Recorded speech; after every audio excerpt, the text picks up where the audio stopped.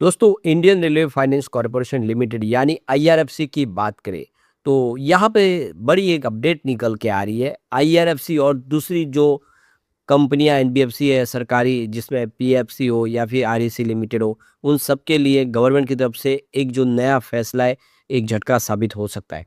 क्या इन कंपनियों को नुकसान हो सकता है, उसको अच्छे से समझेंगे। वैसे आईआरएफसी का स्टॉक फिर से 2 डिजिट में आ गया है, जो एक चिंता की बात है। आने वाले इसमें क्या आईआरएफसी बेहतर करेगा? यहाँ पे रेलवे सेक्टर से संबंधित कुछ बड़ी अपडेट निकल के आ रही है, जिनको हम एक-एक करके डिस्कस करेंगे। इसके अलावा अगर हम रेल विकास निगम लिमिटेड की बात करें, तो कंपनी स्लीपर वंदे भारत बना रही है और उसको लेकर बड़ी अपडेट है, जिसको जानेंगे। वैसे आरबीएनएल का कामकाज तो काफ़ी अच्छा है, लेकिन स्टॉक पिछले काफ़ी समय से दबाव में था। अभी फिलहाल निचले लेवल से रिकवरी शुरू हुई है। क्या आने वाले समय बेहतर करेगा? जानेंगे इस वीडियो के माध्यम से। लेकिन फ्रेंड्स, उससे पहले अगर आप पहली बार हमारे चैनल पे आए तो चैनल को सब्सक्राइब कर दीजिए, एक बेल आइकॉन दबा दीजिए ताकि जब भी नया वीडियो बने पहला नोटिफिकेशन आपको मिले। वीडियो पसंद आए तो लाइक से जरूर कीजिए। चलो फ्रेंड्स, वीडियो स्टार्ट करते हैं। मैं हूँ आपका दोस्त एसपी दवे और हमारे अपने चैनल ऑनलाइन कमाई में आपका बहुत बहुत स्वागत। तो सबसे पहले आईआरएफसी के कारोबार की बात करें, 99.15 पर क्लोजिंग थी, 1.11% की गिरावट देखने को। अब आप देख सकते हो कि ये 100 का जो स्टॉक था आज 97 पर शुरुआत हुई गिरावट के साथ। तो ये क्लियर है कि देख सकते हो कि बाजार में गिरावट का माहौल था, इसका असर देखने को मिला। स्टॉक की शुरुआती कमजोरी के साथ हुई। वैसे इंट्राडे में अगर आप देखें तो इसने 99 का हाई बनाया और जो लो बना वो 96 है। तो फाइनली आप देखें तो स्टॉक फिर से 100 के नीचे आ गया है, लेकिन 87 का इसने लो बनाया, वही भी आपको ध्यान रखें। 87 से रिकवरी भी हुई है, लेकिन अभी 148 काफ़ी दूर है। यहाँ पे जो बड़ी अपडेट निकल के आ रही है, आईआरएफसी, आरईसी और हुडको जैसी कंपनियों को आरबीआई का जो नया प्रस्ताव है वो झटका दे सकता है। तो ये देख सकते हो कि यहाँ पे रिजर्व बैंक ऑफ इंडिया ने अपर लेयर एनबीएफसी की पहचान के लिए गाइडलाइन में बदलाव का ड्राफ्ट पेश किया। इसके अलावा आरबीआई ने सरकार के स्वामित्व वाली एनबीएफसी के वर्गीकरण में भी बदलाव किए। प्रस्तावित ड्राफ्ट के तहत आरबीआई अपर लेयर एनबीएफसी की पहचान के लिए इस्तेमाल किए जाने वाले मौजूदा पैरामेट्रिक स्कोर मॉडल को समाप्त करने और इसकी बजाय एक सरल और एसेट साइज बेस्ड अप्रोच अपनाने की योजना बना रहा है। आरबीआई के नए फ्रेमवर्क से अपर लेयर एनबीएफसी में आईआरएफसी और पीएफसी जैसी कंपनियों की एंट्री हो सकती है, तो कुछ की यहाँ पे विदाई हो सकती है। तो ये नए नियम के तहत 1 लाख करोड़ और उससे अधिक के एसेट वाली एनबीएफसी को अपर लेयर में रखने का प्रस्ताव पेश किया गया है। इसके अलावा आरबीआई ने टॉप 10 एनबीएफसी के अपने आप अपर लेयर में शामिल होने की व्यवस्था को भी हटाने का प्रस्ताव दिया है, जो मौजूदा ढांचे से अलग है। आरबीआई ने उन प्रतिबंधों को समाप्त करने का सुझाव दिया है जो सरकारी एनबीएफसी को अपर लेयर में जाने से रोकते हैं। ड्राफ्ट में अपर लेयर कैटेगरी में रखने के समय राज्य सरकार की गारंटी वाले असीमित एक्सपोजर को घटाने की मंजूरी देने का भी प्रस्ताव पेश किया गया है।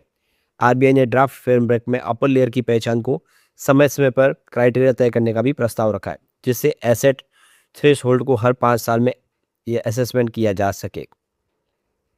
तो आरबीआई ने फ्रेमवर्क में पैरामेट्रिक शब्द को प्रिस्क्राइब्ड में बदल दिया है। अपर लेयर में आने के बाद एमडीएमसी जो एनबीएफसी है, एक एंटिटी को अधिकतम 20% और एक ग्रुप को 25% कर्ज वो दे पाएंगे, जबकि अभी ये लिमिट एंटिटी के लिए 25% और ग्रुप के लिए 40% है। तो कर्ज लेने की जो लिमिट है वो कम हो जाएगी, यानी इनका बिजनेस जो है वो घटता हुआ दिखाई देगा। यहाँ पे आरबीआई ने अपर लेयर एनबीएफसी के लिए कैपिटल गवर्नेंस और डिस्क्लोजर में भी हाई स्टैंडर्ड सख्त निभाए की जरूरतों का भी प्रावधान रखा है, यानी और सख्त फैसले किए जाएंगे, यानी जो स्टैंडर्ड है उसको काफ़ी हाई रखा जाएगा। तो फिलहाल कौन सी वो कंपनियां जो अपर लेयर में इंटर हो सकते हैं, उसमें आरईसी लिमिटेड, जिसका एयूम अभी 5.81 लाख करोड़ है। फिर पीएफसी, जिसका 5.61 लाख करोड़ का एयूम है। और नंबर 3 पे आईआरएफसी, जिसका 4.76 लाख करोड़ का एयूम है। और हुडका, जिसका 1.756 लाख करोड़ का एयूम है। तो ये 4 कंपनियां अपर लेयर में शामिल हो सकती है, एंट्री हो सकती है। 2 कंपनियां जो अपर लेयर से बाहर हो जाएगी, उसमें पीएनबी हाउसिंग, जिसका एयूम 86,000 करोड़ है, और सम्मान कैपिटल, जिसका 64.2 करोड़ है। तो ये दोनों बाहर निकल जाएगी। तो ये जो आरबीआई का फैसला बिजनेस में दबाव ला सकता है, एक तरह से इनके लिए पैरों में बेड़ियों का काम करेगा ये। अब एक बड़ी गुड न्यूज़ बिहार से निकल के आ रही है। करीब 11 जो प्रोजेक्ट है उसको हरी झंडी दी गई है, जिसमें ट्रैक्स एक्सपेंशन से लेकर न्यू लाइन बिछाने का कामकाज भी बिहार में होने जा रहा है। तो काफ़ी सारे बिहार में प्रोजेक्ट शुरू होने जा रहे हैं। तो इंडियन रेलवे मिनिस्ट्री की तरफ से 11 मेजर प्रोजेक्ट को अप्रूवल दिया गया है, जिसमें उसकी जो टोटल देख से 1.53 10 की जो है नेशनल इन्वेस्टमेंट प्रोग्राम के तहत ये जो है नए प्रोजेक्ट शुरू किए जाएंगे।